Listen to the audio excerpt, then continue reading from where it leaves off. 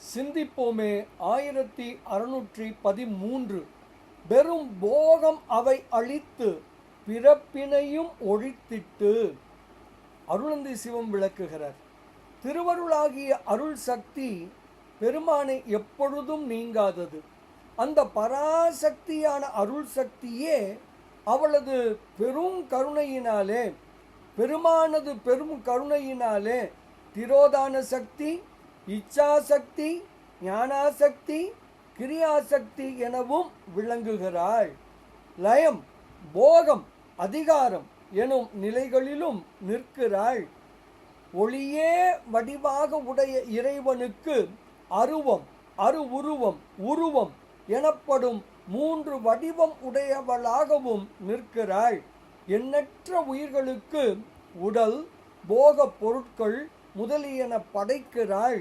உயிர்களது வினைகளுக்கு ஏற்ப வினை பயன்களாய் இன்ப துன்பங்களை அந்தந்த உயிருக்கு தந்து பக்குவப்படுத்துகிறாள்.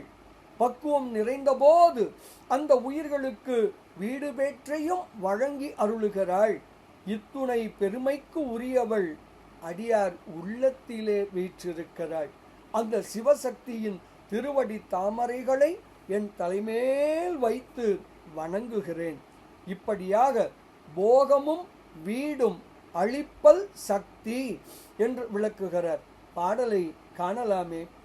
ஈசன் அருள், இச்சை, அறிவு, இயற்றல், இன்பம், லயமொடு போகம், அதிகாரம் ஆகி தேசு அருவம், அருவுருவம், உருவம் ஆகி தேவியுமாய் தேசமொடு செல்வம் ஆகி பேசு அரிய உயிரை எல்லாம் பெற்று நோக்கி பெரும் போகம் அவை அளித்து, பெரும் போகம் அவை அளித்து பிறப்பினையும் ஒழித்திட்டு, பிறப்பினையும் ஒழித்திட்டு ஆசு அகலும் அடியர் உளத்து அப்பனுடன் இருக்கும் அன்னை அருட்பாத மலர் சென்னி வைப்பாம்.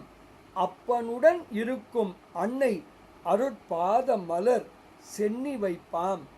அருளந்தி சிவம் சிவஞான சித்தியார் பரபக்கத்திலே இது 3வது பாடலாக திகழ்கிறது.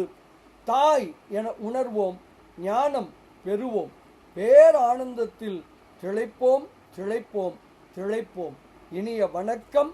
சிவாய நம.